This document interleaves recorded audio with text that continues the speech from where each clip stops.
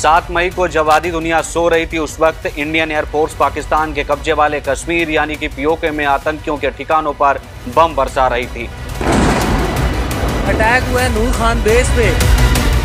अगली सुबह लोगों की आंखें खुली तो पाया कि पीओके के अंदर आतंकियों के 9 ठिकाने तबाह हो चुके थे। करीब 100 खूंखार आतंकियों को ढेर कर दिया गया था। फिर क्या था? इसके बाद पाकिस्तान बौखलाया और भारत पर ड्रोन और मिसाइल से अटैक करना शुरू कर दिया।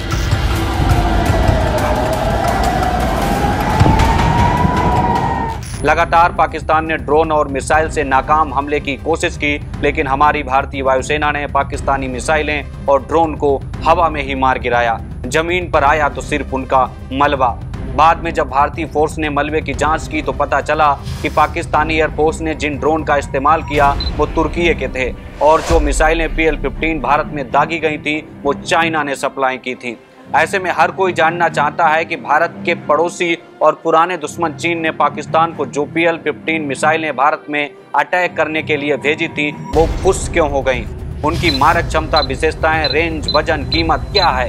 चीन की PL-15 के खिलाफ भारतीय वायुसेना के पास कौन सी वो मिसाइलें हैं जो उनको मात दे सकती हैं?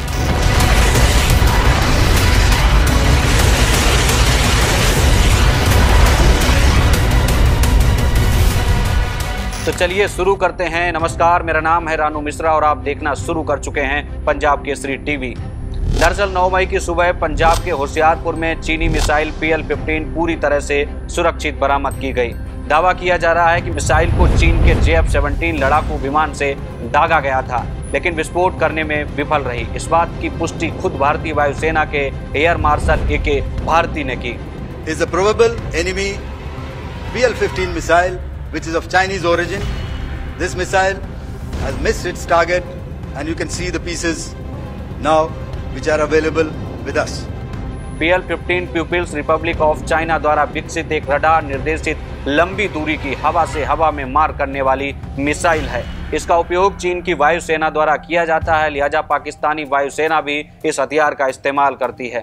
PL-15 की अधिकतम सीमा 200 से 300 किलोमीटर है। ये जड़त्वीय उपग्रह, नेविगेशन, डेटा लिंक और सक्रिय रडार के संयोजन से निर्देशित होता है, जैसा कि चीन के सरकारी मुखपत्र ग्लोबल टाइम्स ने 2021 में बताया था।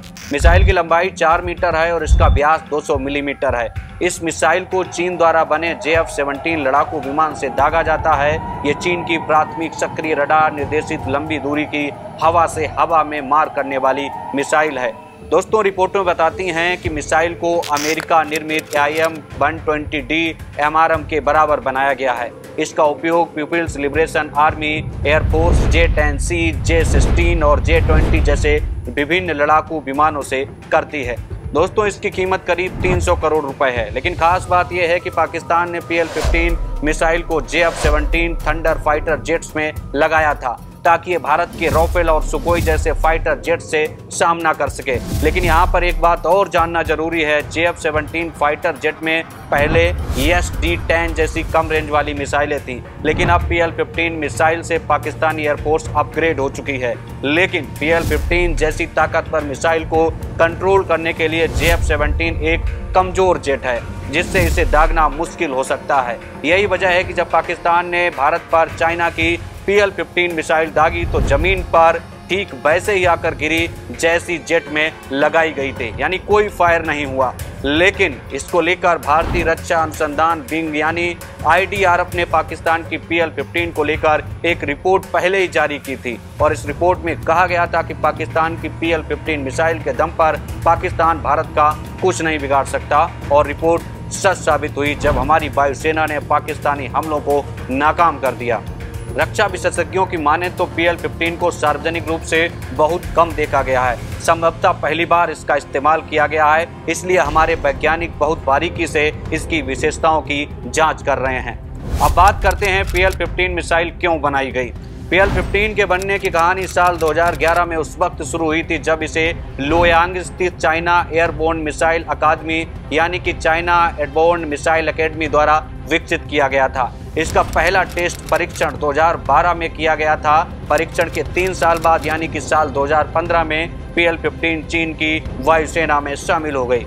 सेना में शामिल होने के 6 साल बाद यानी कि साल 2021 में दक्षिण चीन के ग्वांडोंग प्रांत के जुआई में एयर शो आयोजित किया गया।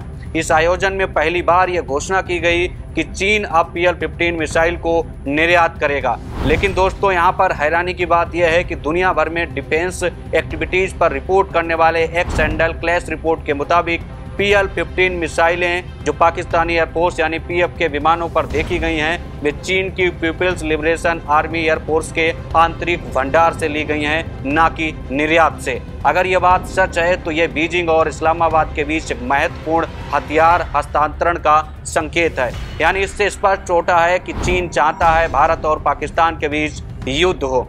इतना ही नहीं दोस्तों, क्लैश रिपोर्ट ने यह भी दावा किया है कि पाकिस्तानी एयरफोर्स ने अपने नए JF-17 ब्लॉक 3 फाइटर जेट्स की तस्वीरें जारी की हैं, जो छोटी दूरी की मिसाइल PL-10 और बियॉन्ड विजुअल रेंज लंबी दूरी की air to air missile PL-15 से लैस हैं।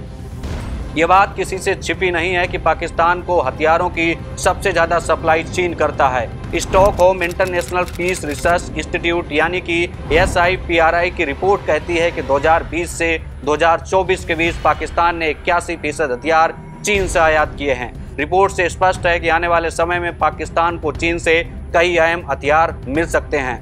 खैर, अब बात करते हैं चाइनीज मिसाइल PL-15 की काट भारत के पास क्या है, यानी भारत के पास वो कौन सी मिसाइलें हैं जो चाइना और पाकिस्तान को एक साथ मात दे सकती हैं, जवाब दे सकती हैं। दरअसल चीन के जिस JF-17 लड़ाकू विमान के ब्लॉक 3 के रडार KLJ-7A ऐसा से इसे दागा जाता है, वह रडार J-10C या भारत के राफेल जैसे बड़े लड़ाकू विमानों की तुलना में छोटा और कम शक्तिशाली है।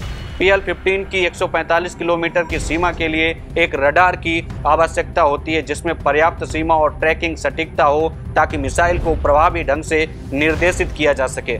JF-17 के छोटे नोज कोन रडार के अपर्चर को सीमित करते हैं, जिससे इसकी प्रभावी सीमा 100 से 120 किलोमीटर तक कम हो सकती है, जिससे मिसाइल की क्षमता का कम उपयोग हो पाता है। यानी पाकिस्तानी एयरफोर्स उसके पास केवल 45 से 50 JF-17 ब्लॉक 3 और 20 J-10C विमान हैं जो PL-15 यानी PL-15 ले जा सकते हैं, जो भारत के बड़े विमान बेड़े की तुलना में बेहद कम हैं, जिसमें 36 राफेल जेट और 272 सुखोई 30 MKI शामिल हैं, जबकि कई उल्का मिसाइल R-77 जैसे लैस हैं जिनकी क्षमता 110 से 150 किलोमीटर तक है।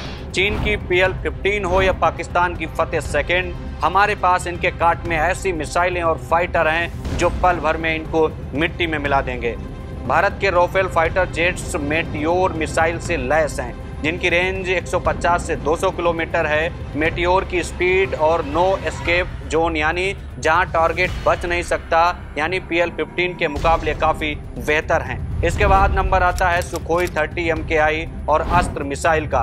भारत के स्वदेशी तकनीक से बनी अस्त्र MK-1 मिसाइल, जिसकी रेंज 100 से 120 किलोमीटर है। इतना ही नहीं, इसका अपग्रेड वर्जन यानी कि अस्त्र MK-2 जिसकी रेंज 200 किलोमीटर होगी, जल्द आने वाला है। भारत के पास रूस का S-400 डिफेंस सिस्टम है, जिसका जलवा अभी हमने पाकिस्तान को धूल चटाकर दिखाया।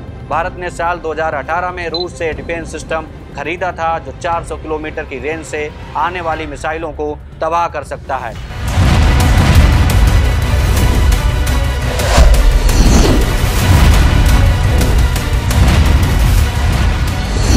इतना ही नहीं दोस्तों, इसके अलावा भारत का लेयर बेस्ड हथियार प्रोग्राम, ड्रोन डिफेंस टेक्नोलॉजी और एडवांस्ड जैमिंग सिस्टम है, जो PL-15 जैसी गाइडेड मिसाइल को आसमान में ही रास्ता भटका सकता है।